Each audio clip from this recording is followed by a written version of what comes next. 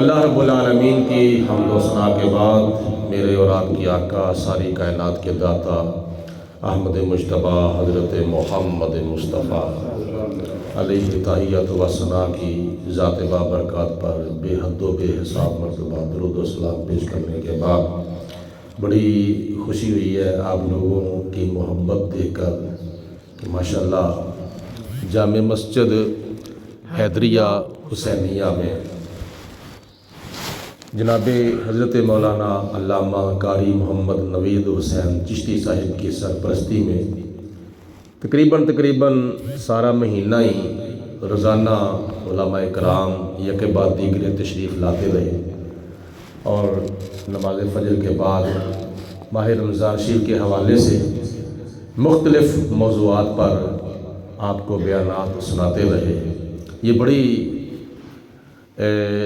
خوش قسمتی ہے آپ لوگوں کی کہ آپ لوگوں نے مختلف علماء کی زیارت کی، مختلف علماء کے بیانات سنے، اور یہ ساری کاوش کا جو سہرا ہے وہ اس مسجد کے امام اور خطیب جناب قاری نوید حسین چشتی صاحب کے سر ہے، جنہوں نے آپ کو مختلف علماء کی زیارت کرنے کا سبب پیدا کیا، اور یہ قیامت کے دن آپ لوگوں کو پتہ چلے گا کہ کیسے کیسے سنہری اللہ پاک نے ہمیں موقع عطا فرمائے تھے کہ جن میں آخرت کا بہت سا ذخیرہ، بہت سا سرمایہ آپ لوگوں نے اکٹھا کیا، اور یہ ماہ رمضان المبارک یکم رمضان المبارک سے لے کر ختم رمضان المبارک تک یہ نبی پاک علیہ الصلوۃ والسلام کا فرمان ہے کہ اگر آپ لوگوں کو پتہ چل جائے کہ ماہ رمضان شریف کی کیا قدر ہے اور کتنا اس کا مقام ہے، کتنا اس کا درجہ ہے، تو حضور فرماتے ہیں تم یہ دعا کرو یا پروردگار عالم ہمیں ایک مہینہ رمضان کا نہیں سارا سال ہی رمضان کا چاہیے۔ لیکن بات یہ ہے کہ تمہیں اگر پتہ چل جائے تو آپ لوگوں کو پتہ چل گیا ہے، کس کے ذریعے پتہ چلا ہے؟ علماء کے ذریعے پتہ چلا ہے، ائمہ خطباء کے ذریعے پتہ چلا ہے۔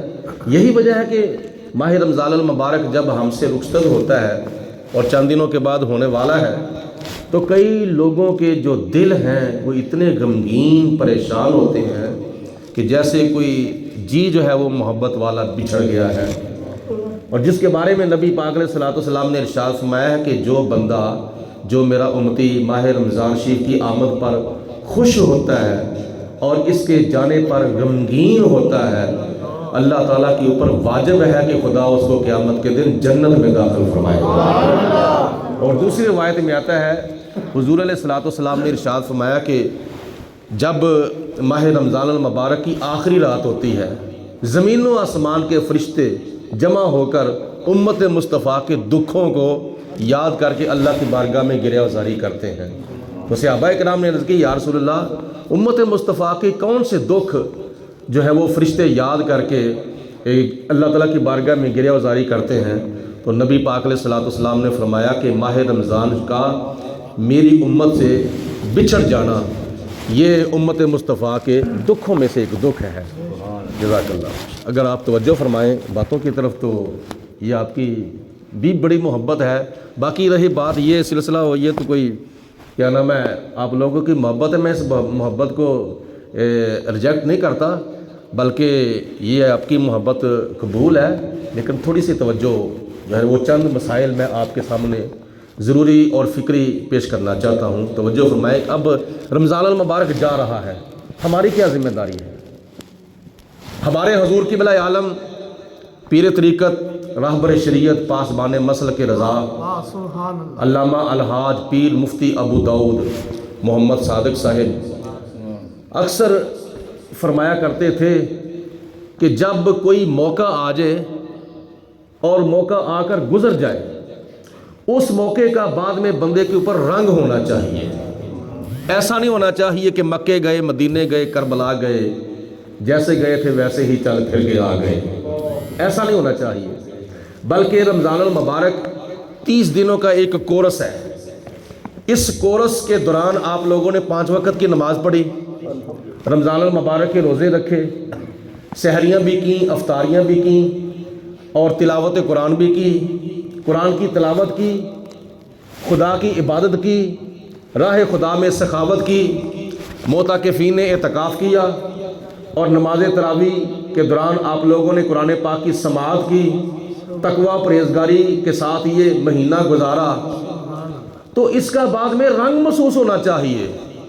اگر کوئی پہلے بے نمازی تھا تو رمضان شریف کے بعد اس کو 5 وقت کا نمازی بن جانا چاہیے۔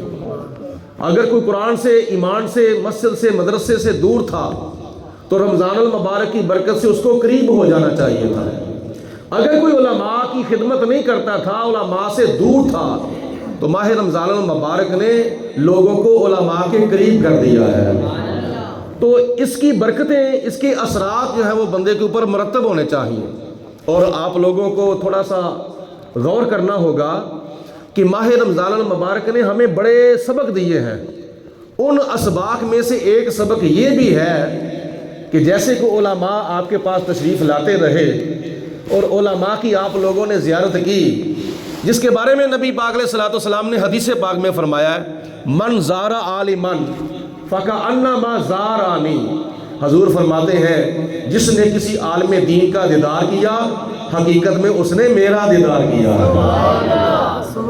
من صافح عالما فکأنما صافحانی، جس نے کسی عالم دین کے ساتھ مصافحہ کیا، فکأنما صافحانی، گویا کہ اس نے میرے ساتھ مصافحہ کیا ہے۔ من جالس عالما فکأنما جالسنی، حضور فرماتے ہیں جو کسی عالم دین کی مجلس میں بیٹھا، گویا کہ وہ میری مجلس میں بیٹھا ہے۔ کیسے کیسے اعمال ہیں وہ تم کرو، تو نبی پاک علیہ الصلوۃ والسلام نے ان کو اپنی طرف منسوخ فرمایا ہے۔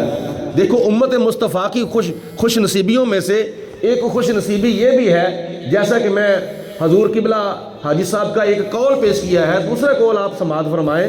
حضور قبلہ حاجی صاحب رحمۃ اللہ تعالی علیہ یہ بھی فرمایا کرتے تھے کہ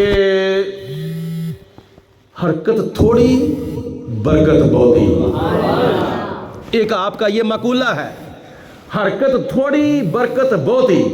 مطلب یہ ہے کہ حضور علیہ الصلوۃ والسلام کا فرمان ہے، تم تھوڑا سا عمل کرو گے، چھوٹا سا عمل کرو گے، یہاں ایسے سمجھ لیں کہ ایک ذرے کے برابر تم عمل کرو گے، اللہ تعالیٰ تمہیں ثواب پہاڑوں کے برابر عطا فرمائے گا۔ یہ جو آپ نماز آپ نے فجر کی ادا کی ہے، یہ آدم علیہ الصلوۃ والسلام کی یادگار ہے۔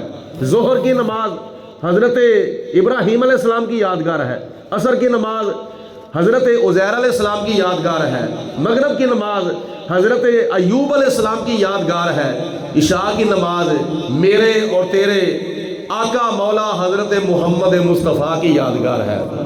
یہ جو 5 وقت کی نماز ہے نا، جس کے اندر رکوع ہے، سجدہ ہے، قومہ ہے، قیام ہے، سلام ہے، اگر یہ دیکھا جائے تو ایک نماز اگر کوئی بندہ جماعت کے ساتھ ادا کرتا ہے، اللہ اس کو 27 درجے زیادہ ثواب عطا فرماتا ہے۔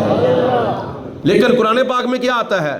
اللہ فرماتا ہے من جاء بالحسنۃ فلہ عشر امثالھا، اگر کوئی ایک نیکی کرتا ہے اللہ اس کو 10 نیکیوں کا ثواب عطا فرماتا ہے۔ تو جب 50 نمازیں فرض ہوئیں، موسیٰ علیہ الصلوۃ والسلام کے بار بار کہنے پر 5 نمازیں باقی رہ گئیں، تو حضور علیہ الصلوۃ والسلام کو خدا نے فرمایا میرے محبوب آپ لوگوں نے یہ نہیں خیال کرنا کہ نمازیں کم ہو گئی ہیں ثواب بھی کم ہو جائے گا۔ فرمایا نہیں، اگر کوئی آپ کا امتی ایک نماز پڑھے گا تو اس کو ایک نماز کا ثواب نہیں بلکہ اس کو کتنا ثواب ملے گا؟ 5 وقت کی نماز کو پڑھے گا تو اس کو 5 نمازوں کا ثواب نہیں، اگر کوئی آپ کا امتی 5 نمازیں پڑھے گا میں 5 کے ساتھ رحمت کا نقطہ لگا کے 50 نمازیں بنا دوں گا، کیونکہ لا تبدیل لکلمات اللہ، اللہ کی باتیں بدلتی نہیں ہیں، اللہ کی باتیں جو ہوتی ہیں وہی ہوتی ہیں، ان کے اندر تبدیلی نہیں آتی۔ تو اس لیے 5 کے ساتھ اگر نقطہ لگا دیا جائے تو کتنے بن جاتے ہیں؟ 50۔ 5 نمازیں پڑھو اللہ تعالیٰ ثواب 50 کا عطا فرمائے گا۔ چھوٹا سا عمل کرو ثواب اللہ تعالیٰ پہاڑوں کے برابر عطا فرمائے گا۔ اور یہ جو آپ کی محفل ہے، درس قرآن کی مجلس ہے، اس کا کیا مقام ہے؟ سنو نبی پاک علیہ الصلوۃ والسلام کا فرمان، حضور علیہ السلام نے فرمایا اگر تم جنت کے باغوں کے پاس سے گزرو تو کچھ کھایا پیا کرو. تو صحابہ کرام نے عرض کی یا رسول اللہ جنت کے باغ کیا ہیں؟ حضور علیہ السلام نے فرمایا ذکر و فکر کی محفل جو ہے وہ جنت کے باغ ہیں. تو کچھ کھانے پینے سے مراد کیا ہے؟ درختوں کے ساتھ جو پھل لگے ہیں نا وہ ان کو حاصل کرو اور کھاؤ. مطلب کوئی عالم دین بیان کرتا ہے ان باتوں کو یاد رکھو اور یاد رکھ کر اس کے اوپر عمل کرو گے خدا تعالیٰ تمہیں جنتی پھل کھانے کا ثواب عطا فرمائے گا. تمہارے منہ سے جو نکلی وہ بات ہو کے رہی. کہا جو دن کو یہ شب ہے تو رات ہو کے رہی. یہ میرے نبی علیہ السلام کا فرمان ہے, کسی اور کی بات نہیں ہے. اللہ پاک کی ذات نے یہ کس کے ذریعے تمہارے پاس دین پہنچایا ہے؟ سنو, جب نبی پاک علیہ السلام نے 10 ہجری میں خطبہ حجۃ الوداع ارشاد فرمایا تھا تو اس وقت میدان عرفات میں خدا تمہیں بھی جانا نصیب فرمائے. میدان عرفات میں حضور علیہ السلام کے سامنے 1 لاکھ تقریباً 40,000 صحابہ کرام تھے. تو جو جملے حضور علیہ السلام نے بیان فرمائے تھے ان میں سے ایک جملہ یہ بھی تھا کہ نبی پاک علیہ السلام نے آخر پہ فرمایا کہ اے میرے صحابہ, جو اللہ کی طرف سے مجھے دین ملا تھا میں نے وہ سارے کا سارا آپ تک پہنچا دیا ہے. اب آپ کا حق بنتا ہے کہ یہ دین آپ 4 دانگے عالم میں پھیلا دیں, مشرق مغرب شمال جنوب ساری دنیا تک یہ دین پہنچا دیں. تو صحابہ کرام نے نبی پاک علیہ السلام کی اس بات پر عمل ایسا کیا کہ مکے تک یا مدینے تک یہ دین محدود نہیں رہا تھا, بلکہ ان 1 لاکھ کئی ہزار صحابہ کی کوششوں سے, تبلیغوں سے اور ذرائع ابلاغ سے یہ دین ایسا پھیلا کہ آج 1400-1500 سال کے بعد پوری دنیا کے اندر دین پھیلا ہے. تو تقریباً 2.25 ارب یا 2 ارب لوگ ایسے ہیں جو لا الہ الا اللہ محمد رسول اللہ پڑھ رہے ہیں. یہ کن کی کوشش ہے؟ یہ صحابہ کرام کی, اور صحابہ کرام کے بعد تابعین کی کوشش, تابعین کے بعد تبع تابعین کی کوشش, تبع تابعین کے بعد بزرگان دین, اولیاء کاملین, علماء, فضلاء, اولیاء کی کوششوں سے یہ دین پوری دنیا کے اندر پھیل چکا ہے. اور یہ بھی یاد رکھیں نبی پاک علیہ السلام آخری نبی ہے. حضور کے بعد کوئی نبی نہ آیا تھا, نہ آیا ہے, نہ آئے گا. تو یہ ڈیوٹی کون دے رہا ہے؟ علماء دے رہے ہیں. اور علماء جو ڈیوٹی دے رہے ہیں ان کے بارے میں حضور نے کیا فرمایا؟ علماء امتی کا انبیاء بنی اسرائیل. فرمایا میری امت کے علماء جو ہیں وہ بنی اسرائیل کے نبیوں کی طرح ہیں. مطلب کہ جو ڈیوٹیاں قوم بنی اسرائیل کے نبیوں نے دی تھی وہ ڈیوٹیاں میری امت کے علماء دے رہے ہیں. اور دوسری حدیث پاک میں ارشاد فرمایا العلماء ورثۃ الانبیاء, میری امت کے جو علماء ہیں وہ اللہ کے نبیوں کے وارث ہیں. آج کوئی ڈی سی فوت ہو جائے, کوئی ایس پی فوت ہو جائے, کوئی ایم پی یا ایم این اے فوت ہو جائے تو اس کا وارث کون ہوتا ہے؟ اس کا بیٹا ہوتا ہے, اس کی بیٹیاں ہوتی ہیں, یہ ان کے ورثاء ہوتے ہیں. نبی پاک علیہ السلام اور پہلے نبیوں کی جو وراثت ہے وہ دنیا کا مال نہ تھا. درہم و دینار, سونا چاندی, دنیا کا مال, یہ اللہ کے نبیوں کی وراثت نہیں ہے. اللہ کے نبیوں کی جو وراثت ہے وہ دین کی دولت ہے, دین کا علم ہے. تو جس کو خدا تعالیٰ دین کا علم عطا فرمائے, جس کے سینے میں اللہ کا قرآن ہو, جس کی زبان پر نبی کا فرمان ہو, اور جس کے قدموں کے نیچے مصلی رسول ہو, جس کے نیچے ممبر مصطفیٰ ہو, اور پھر کتنا وہ خوش بخت حافظ قرآن ہے کہ جو نبی پاک علیہ السلام کے اوپر نازل ہوا کلام حفظ کرتا ہے. اور پھر جب رمضان المبارک آتا ہے آگے مصلی ہوتا ہے, پیچھے سارا محلہ ہوتا ہے. جب نماز تراویح ادا کی جاتی ہے تو اس وقت آگے مصلی ہوتا ہے, پیچھے سارا محلہ ہوتا ہے. تو جب حافظ قرآن کی منزل پڑھتے ہیں تو پیچھے والے لوگ سنتے ہیں, کتنا مزہ آتا ہے, کتنا سرور آتا ہے. ایک رکوع پڑھ لیں, 2 رکوع پڑھ لیں, 3 رکوع پڑھ لیں ایک رکعت میں. تو پھر سامعین جو سنتے ہیں وہ کتنے مسرور ہوتے ہیں اور کتنا ان کو مزہ آتا ہے اور کتنی لذت آتی ہے. اور حدیث پاک میں آتا ہے حضور علیہ السلام فرماتے ہیں قیامت کے دن سب کا حساب و کتاب ہوگا, امیروں کا, غریبوں کا, مالداروں کا, دولت مندوں کا, جگیرداروں کا حساب ہوگا. لیکن یہ جو حافظ قرآن ہیں جن کے سینے میں اللہ کا قرآن ہے, حضور علیہ السلام فرماتے ہیں ان کو قیامت کے دن اللہ تعالیٰ نور کے ممبر عطا فرمائے گا. سارے مل کے کہو سبحان اللہ.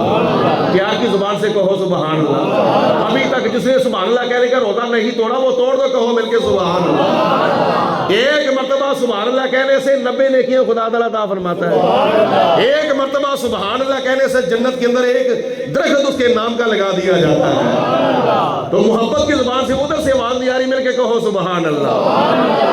حضور علیہ السلام نے فرمایا قیامت کا دن ہوگا, میرا تیرا سب کا حساب و کتاب ہوگا, لیکن قرآن پاک کے حافظوں کو خدا تعالیٰ قیامت کے دن نور کے ممبر عطا فرمائے گا. جب وہ نور کے ممبروں پر بیٹھیں گے تو فرشتے خدا کی بارگاہ میں عرض کریں گے, یا پروردگار عالم, یہ نور کے ممبروں کے اوپر بیٹھنے والے یا اللہ تیرے نبی ہیں؟ اللہ فرمائے گا نہیں. یا اللہ یہ تیرے رسول ہے؟ اللہ فرمائے گا نہیں. یا اللہ یہ صحابہ ہیں؟ اللہ فرمائے گا نہیں. یا اللہ یہ شہداء ہیں؟ اللہ فرمائے گا نہیں. یا اللہ یہ کون ہیں جن کو نور کے ممبروں کے اوپر آپ نے سرفراز فرمایا ہے؟ تو اللہ تعالیٰ فرمائے گا, اے میرے فرشتوں, آپ کو نہیں پتا یہ میرے محبوب کی امت کے حفاظ کرام ہیں. یہ میرے محبوب کی امت کے وہ لوگ ہیں جن کے سینوں میں اللہ کا قرآن ہے, اور پھر وہ نور کے ممبر, ان کو کوئی پیچھے سے کیا نام ہے دھکا لگانے والا نہیں ہوگا, آگے سے کوئی کھینچنے والا نہیں ہوگا. وہ نور کے ممبر خود بخود چلیں گے. میرا تیرا حساب و کتاب ہو رہا ہوگا, لیکن قرآن پاک کے حافظوں کے وہ نور کے ممبر جو ہیں وہ چلیں گے, چلتے بغیر حساب کے خدا ان کو جنت میں داخل فرما دے گا.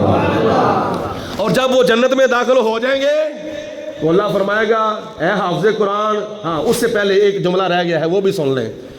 جنت سے پہلے کیا ہوگا؟ اللہ فرمائے گا, حافظ قرآن تو بھی آ میرے سامنے. اس کو بھی حساب و کتاب کے لیے جب بلایا جائے گا تو خدا فرمائے گا, اے میرے حافظ قرآن بندے, تو ایسا کر, میرے سامنے میرا قرآن پڑھ. میرے سامنے کیا کر؟ میرا قرآن پڑھ. اور پھر خدا تعالیٰ فرمائے گا, کیسے قرآن پڑھ؟ جیسے تو دنیا میں قرآن پڑھتا تھا.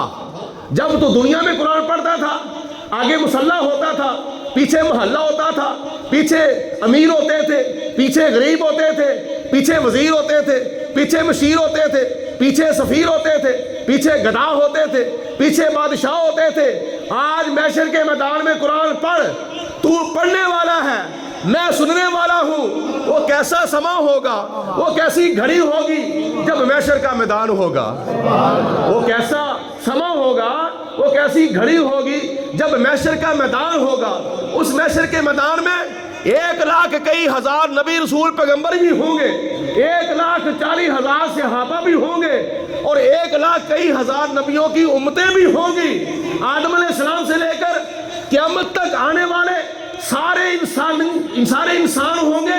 انسانیت کا سمندر ٹھاٹھے مارتا ہوا نظر آئے گا. تو ایسے عالم میں خدا حافظ قرآن کو بلائے گا, حافظ قرآن آ میرے سامنے میرا قرآن پڑھ. کیسا سما ہوگا, کیسی گھڑی ہوگی جب محشر کا میدان ہوگا. سنانے والا حافظ قرآن ہوگا تو سننے والا رب رحمان ہوگا. تو پھر حافظ قرآن جب اللہ کا قرآن پڑھے گا تو خدا اس کو بغیر حساب کے جنت میں داخل فرما دے گا. ابھی اس کا مقام بیان کیا جا رہا ہے. خدا فرمائے گا, میرے حافظ قرآن بندے قرآن پڑھ, قرآن پڑھ, جنت کا درجہ چڑھ. دوسری آیت پڑھ, جنت کا دوسرا درجہ چڑھ. قرآن کی تیسری آیت پڑھ, تیسرا درجہ چڑھ. چوتھی آیت پڑھ, چوتھا درجہ چڑھ. پانچویں آیت پڑھ, پانچواں درجہ چڑھ. چھٹی آیت پڑھ, چھٹا درجہ پڑھ, چھٹا درجہ چڑھ. قرآن پاک کی 6,666 آیتیں ہیں. بولو, قرآن پاک کی 6,666 آیتیں ہیں. ایک ایک آیت پڑھتا جا, جنت کا ایک ایک درجہ چڑھتا جا. جہاں تیری وہ ناز ہوگی وہ آخری درجے تک, پہلے درجے سے لے کر آخری درجے تک ساری جنتی میں تیرے نام لگا دیتا ہوں. یہ کن کا مقام ہے؟ یہ علماء کا مقام ہے, یہ ائمہ کا مقام ہے, یہ خطباء کا مقام ہے. نبی پاک علیہ الصلوۃ والسلام نے فرمایا, دنیا کے اندر میری علماء کی فضیلتوں میں سے ایک فضیلت یہ بھی ہے کہ جب میرے امت کے علماء نیکی کا حکم دیتے ہیں، برائی سے منع کرتے ہیں، نیکی کا حکم دیتے ہیں، برائی سے منع کرتے ہیں، زمین و آسمان کے درمیان جتنے بھی فرشتے ہیں وہ فرشتے، مسلمان جن اور دریا کے اندر، سمندر کے اندر جتنی بھی مچھلیاں ہیں اور زمین کے اندر جتنے بھی سوراخ، ان میں جتنے بھی چیونٹیاں ہیں، وہ سارے کے سارے چیونٹیاں، مچھلیاں، سارے کے سارے فرشتے اس کے لیے بخشش کی دعا مانگتے ہیں۔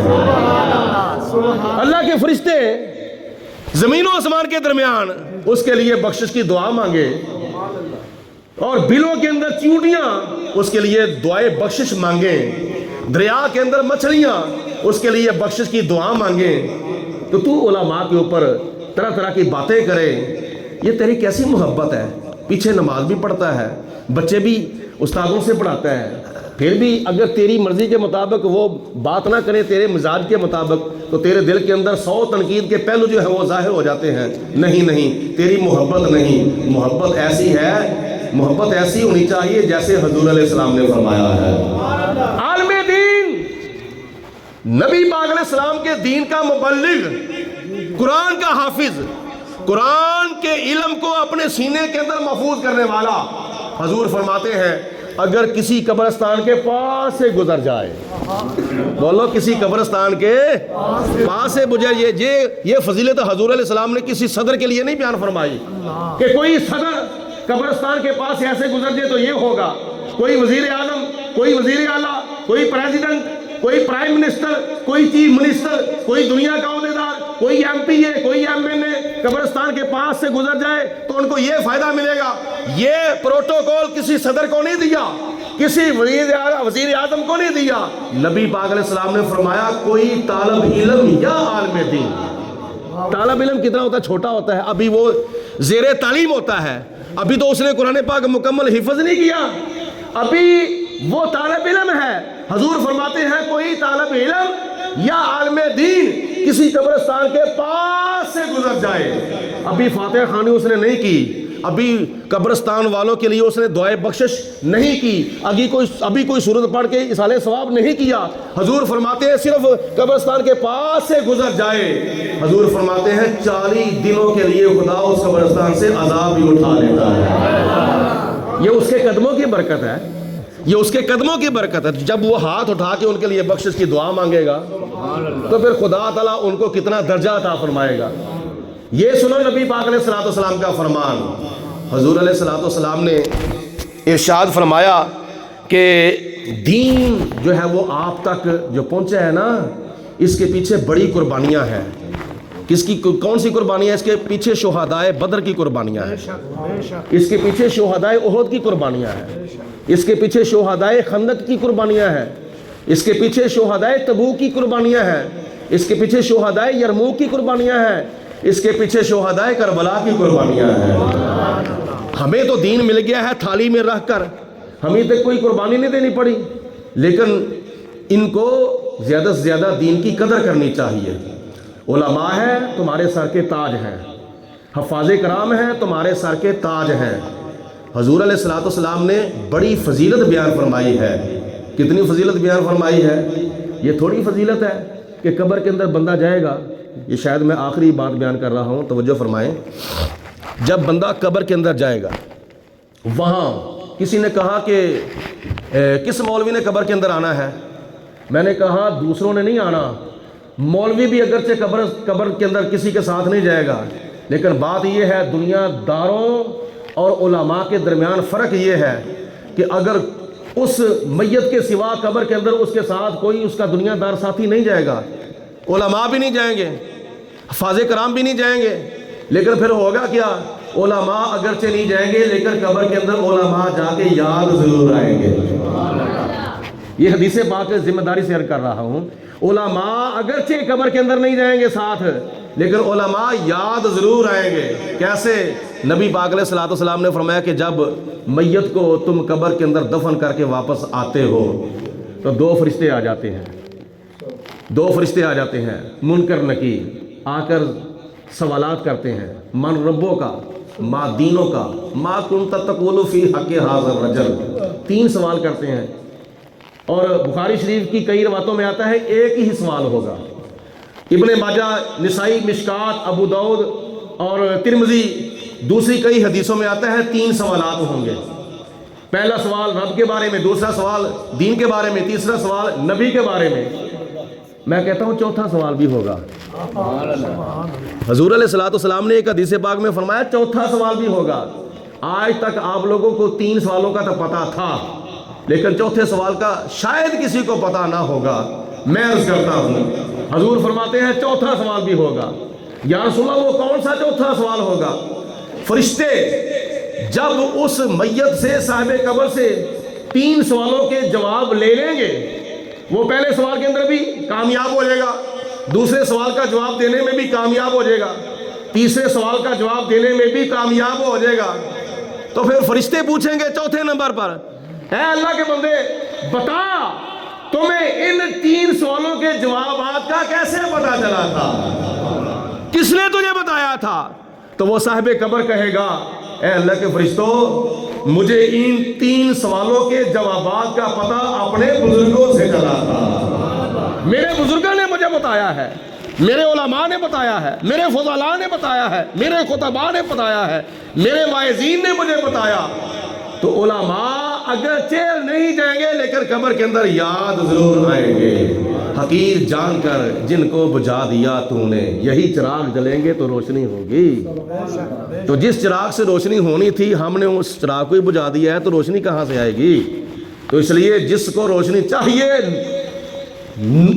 اپنا علم دین کی، تو اس کو اپنے علماء کی قدر کرنی چاہیے۔ یہ تمہارے سر کے تاج ہیں، تمہارے محلے کے تاج ہیں، اور تمہارے بستی کے تاج ہیں۔ دیکھو نا سارے محلے میں سے کس کی زیادہ عزت ہوتی ہے؟ مکانات میں سے چاہے کس نے کوٹھی بنائی ہو، چاہے کس نے بلڈنگ بنائی ہو، لاکھوں نہیں کروڑوں روپیہ لگا لیا ہو اپنے بلڈنگ کے اوپر، اپنے ہاؤس کے اوپر، لیکن پھر بھی اس کو اس عزت سے نہیں دیکھا جاتا، عزت کی اس نگاہ سے نہیں دیکھا جاتا جس عزت کی نگاہ سے مسجد کو دیکھا جاتا ہے۔ یوں سمجھو کہ ساری بستی کے مکانوں میں سے زیادہ عزت مسجد کی ہوتی ہے، مدرسے کی ہوتی ہے۔ اسی طرح سارے لوگوں میں سے زیادہ عزت اس مصلی کے اوپر کھڑے ہونے والے کی ہوتی ہے، اس ممبر کے اوپر بیٹھنے والے کی ہوتی ہے، جس کا احترام فرشتے کرتے ہیں۔ چلو آخر پہ میں 1-2 اور باتیں مختصر طور پر میں آپ کو عرض کر دوں۔ اس مسجد کے اندر یا مدرسے کے اندر جب کوئی بندہ آتا ہے کس غرض سے؟ دین کا علم سیکھنے کے لیے۔ ابھی وہ مسجد میں نہیں آیا، ابھی وہ مدرسے میں نہیں گیا، آپ صبح آئے ہیں، کئی لوگوں کی داڑیاں سفید ہیں، کئی لوگوں کی داڑیاں کیا نام ہے کالی ہیں، کئی لوگوں کی داڑیاں جو ہے وہ سفید بھی بال ہیں اور کیا نام ہے کالے بال بھی ہیں، کئی بچے ہیں، کوئی جوان ہیں، کوئی بوڑھے ہیں، لیکن آئے کیوں ہیں؟ کیوں آئے ہیں؟ کس نیت سے آئے ہیں؟ ایک تو ہم جا کے فجر کی نماز پڑھیں گے، ایک یہ نیت تھی آپ کی۔ دوسرے نمبر پر آپ کی نیت کیا ہوتی؟ نماز کے بعد ہوگا درس قرآن، ہم درس قرآن سنیں گے، درس قرآن کے اندر ہمیں کئی باتوں کا پتہ چلے گا، ہماری رہنمائی ہوگی، ہمیں پتہ چلے گا نماز کیسے پڑھنی ہے، ہمیں پتہ چلے گا روزہ کیسے رکھنا ہے، ہمیں پتہ چلے گا زکوٰۃ کیسے دینی ہے، ہمیں پتہ چلے گا حج کیسے کرنا ہے، ہمیں پتہ چلے گا عمرہ کیسے کرنا ہے، ہمیں پتہ چلے گا اعتکاف کیسے بیٹھنا ہے، ہمیں پتہ چلے گا جہاد کیسے کرنا ہے، ہمیں پتہ چلے گا حرام کیا ہے، ہمیں پتہ چلے گا حلال کیا ہے، جائز کیا ہے، ناجائز کیا ہے، اور پلید کیا ہے، پاک کیا ہے، ہمیں پتہ چلے گا۔ اس نیت سے آپ درس قرآن سننے کے لیے آئے ہیں، مطلب آپ دین کا علم سیکھنے کے لیے آئے ہیں۔ اور علم دین جو ہے وہ صرف زبان سے نہیں سیکھا جاتا، علم دین صرف آنکھوں سے نہیں سیکھا جاتا، علم دین کانوں سے بھی سیکھا جاتا ہے۔ علم دین اگر کوئی چاہو چھوٹا ہو، قاری نوید صاحب کے پاس کوئی والدین بچے کو چھوڑنے کے لیے آ جائے، لو جی میرے بچے کو حفظ کرا دو، تو وہ تو ہو گیا زبان سے حفظ، وہ تو زبان سے علم دین حاصل ہو گیا۔ لیکن آپ لوگ کیونکہ اس طرح کی کلاس نہیں لگا سکتے، آپ تو کانوں سے سو نہیں سکتے ہیں نا، تو آنکھوں سے بھی علم دین حاصل ہوتا ہے، زبان سے بھی علم دین حاصل ہوتا ہے، اور کانوں کے ذریعے بھی علم دین حاصل ہوتا ہے۔ تو حضور علیہ الصلوۃ والسلام نے فرمایا کوئی لڑکا ہو، لڑکی ہو، بی بی ہو، مرد ہو، امیر ہو، غریب ہو، صغیر ہو، کبیر ہو، مشیر ہو، صغیر ہو، کوئی بھی ہو، قرآن کا علم سیکھنے کے لیے، دین کا علم سیکھنے کے لیے جب مسجد میں مدرسے میں آئے گا، ابھی وہ مسجد میں مدرسے میں نہیں پہنچا، ابھی راستے میں ہے، تو راستے کے اندر گلیاں بازار طے کر کے آ رہا ہے، حضور فرماتے ہیں خدا تعالیٰ کے حکم سے آسمان سے فرشتے اترتے ہیں اور اتر کر اپنے نوری قدم، اپنے نوری پر اس کے قدموں کے نیچے کر دیتے ہیں۔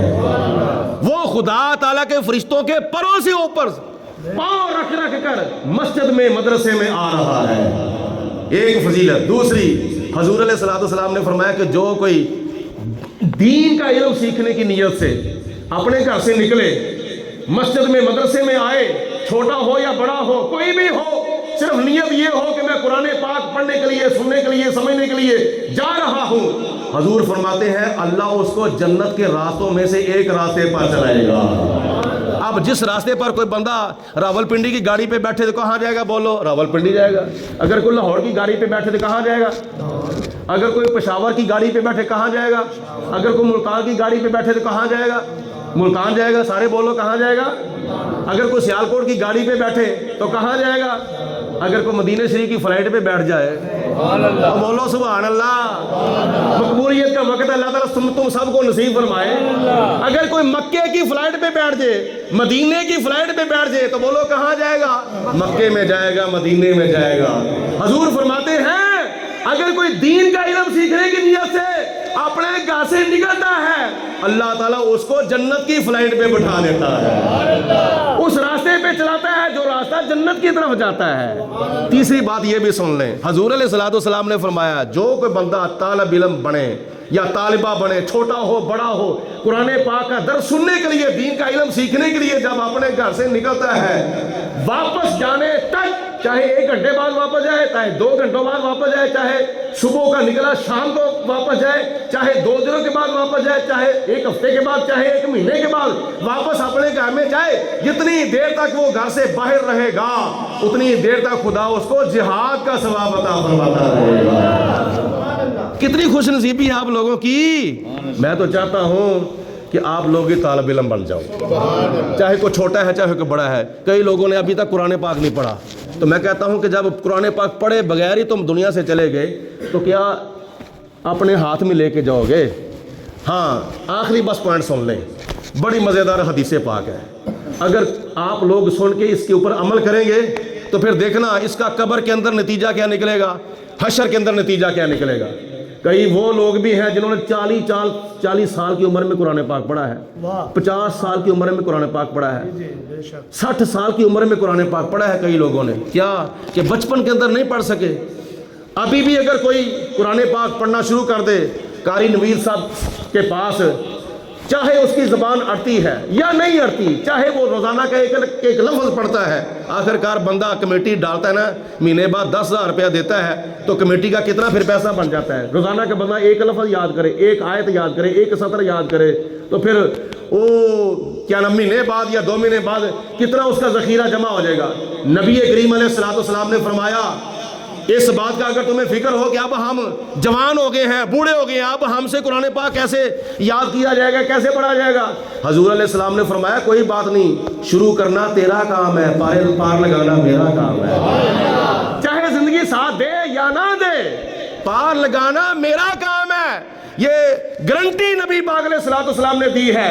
اگر کوئی بچپن میں، جوانی میں، بڑھاپے میں قرآن پاک استادوں سے پڑھنا شروع کر دیتا ہے، زندگی اس کا ساتھ دے یا نہ دے، لیکن حضور فرماتے ہیں چاہے اس نے سورۃ فاتحہ پڑھی تھی، سورۃ بقرہ بھی شروع نہیں کی تھی، 114 صورتوں میں سے ایک صورت پڑھی تھی، 113 صورتیں باقی تھیں، ایک سپارہ پڑھا تھا، 29 سپارے باقی تھے، 5 سپارے پڑھے تھے، 25 سپارے باقی تھے، اور 2 سپارے پڑھے تھے، 28 سپارے باقی تھے، زندگی نے ساتھ نہ دیا، وفات ہو گئی، ڈیتھ ہو گئی، دنیا سے چلا گیا، تھوڑا سا قرآن پڑھا تھا اس نیت سے کہ میں نے قرآن پاک مکمل کرنا ہے۔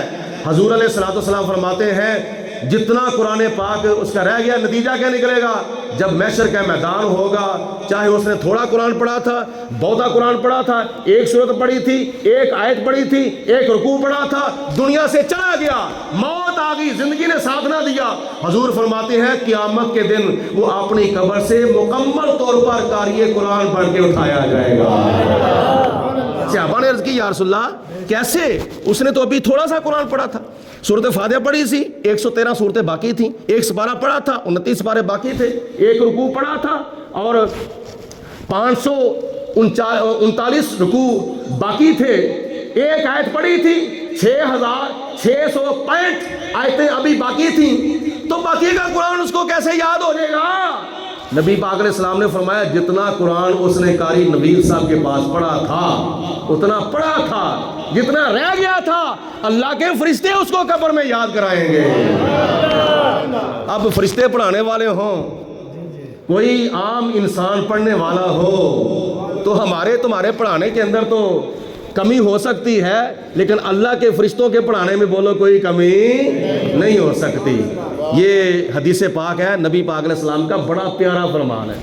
تو کوشش کرو اللہ کے بندو، قطرے قطرے سے دریا بن جاتا ہے، خدا نہ خواستہ اگر نہ بھی بنے، لیکن نیت تمہاری کیا ہے کہ ہم نے قرآن پاک مکمل طور پر پڑھنا ہے، پڑھتے رہو پڑھتے رہو پڑھتے رہو، جب قبر سے اٹھو گے تو پھر تمہارے سینے میں اللہ کا قرآن ہوگا۔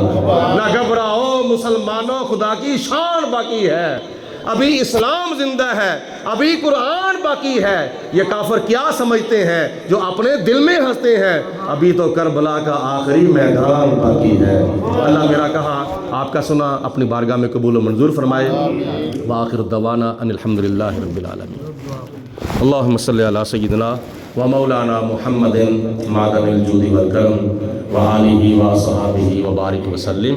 ربنا آتنا فی الدنیا حسنۃ وفی الآخرۃ حسنۃ وقنا عذاب النار۔ اللہم علمنی بعلمک وفہمنی عنک بحرمت سید الابرار یا عزیز و یا غفار یا رب العالمین۔ اللہم نور قلوبنا بالقرآن وزین اخلاقنا بالقرآن وادخلنا الجنۃ بالقرآن ونجنا من النار بالقرآن۔ اللہم ربنا تقبل منا انک انت السمیع العلیم وارنا مناسکنا وتب علینا انک انت التواب الرحیم۔ اللہم اعنی علی تلاوت القرآن وذکرک وشکرک وحسن عبادتک۔ یا پروردگار عالم ہمارا مل بیٹھنا اپنی بارگاہ میں قبول و منظور فرما۔ درس قرآن کے دوران جو ہم نے سیکھا سکھایا، پڑھا پڑھایا، سمجھا سمجھایا، یا اللہ یاد رکھنے کی، اس پر عمل کرنے کی، اور یہ پیاری پیارے تیرے محبوب کی باتیں یا اللہ ہمیں دوسرے مسلمان بہن بھائیوں تک بھی پہنچانے کی توفیق عطا فرما۔ اپنے پیر و مرشد حضور قبلہ الحاج پیر مفتی ابو داؤد محمد صادق صاحب کے اس مقولے پر عمل کرنے کی توفیق دے کہ وہ فرمایا کرتے تھے کہ جو سیکھا ہے سب کو سکھاتے چلو، دیے سے دیے کو جلاتے چلو۔ یا پروردگار عالم سب کو حج بیت اللہ نصیب فرما، سب کو حاضری در رسول نصیب فرما۔ یا اللہ پاک سب کے گھروں میں اپنی رحمت و برکتوں کا نزول فرما۔ اس پاک مہینے کے فیوز و برکات سے ہم سب کو زیادہ سے زیادہ مالا مال فرما۔ اس پاک مہینے کی برکتیں، نعمتیں، سعادتیں یا اللہ پاک ہم سب کے شامل حال فرما۔ یا پروردگار عالم ہم سب کو مرتے وقت کلمہ پڑھنا نصیب فرما۔ اس پاک مہینے ماہ رمضان المبارک کے معمولات کو بجا لانے کی توفیق عطا فرما، اس کا کما حق ہو ادب و احترام کرنے کی توفیق عطا فرما۔ یا پروردگار عالم اس مسجد کو آباد فرما، اس مدرسے کو آباد فرما، اس مسجد و مدرسے کے ساتھ تعاون کرنے والوں کو دونوں جہانوں میں عزتیں اور کامیابیاں عطا فرما۔ یا اللہ جو تیرے گھر کو آباد کرتے ہیں تو ان کا دنیا کا گھر بھی آباد فرما، قبر کا گھر بھی آباد فرما، آخرت کا گھر بھی آباد فرما۔ یا پروردگار عالم نبی پاک علیہ الصلوۃ والسلام کی توفیق جتنے بھی ہمارے مسلمان بہن بھائی بیمار ہیں ماہ رمضان کا صدقہ سب کو شفا عطا فرما۔ یا اللہ پاک جو مقروض ہیں ان کو قرضے سے چھٹکارا عطا فرما۔ یا اللہ بے سہاروں کو سہارا عطا فرما۔ یا اللہ پاک نبی پاک علیہ الصلوۃ والسلام کی توفیق جتنے بھی ہمارے مسلمان بہن بھائی کشمیر میں، فلسطین میں، دوسرے مقبوضہ اسلامی علاقوں میں ظلم و ستم، جبر و تشدد کی چکی میں یا اللہ پاک پس رہے ہیں، اپنے پیارے حبیب کا صدقہ ان کے لیے زیادہ سے زیادہ آسانیاں فرما، ان کو خوشحالی اور آزادی عطا فرما۔ ساری امت مصطفیٰ پر رحم و کرم فرما۔ جتنے بھی اس مسجد کے نمازی وفات پا چکے ہیں مولا سب کی بخشش فرما۔ جو محلے دار زندہ ہیں سب کو سچی توبہ کر کے توبہ کے اوپر استقامت اختیار کرنے کی توفیق عطا فرما۔ مرتے وقت کلمہ پڑھنا نصیب فرما۔ زندگی عبادت کی، موت شہادت کی، زندگی شان کی، موت ایمان کی نصیب فرما۔ وکلمہ منظور سب بلا حدود سب دم ہو واپسی یا اللہ، لب پہ لا الہ الا اللہ محمد رسول اللہ وصلی اللہ علیہ حبیبہ محمد و آلہ و صحابہ اجمعین برحمتک یا ارحم الراحمین۔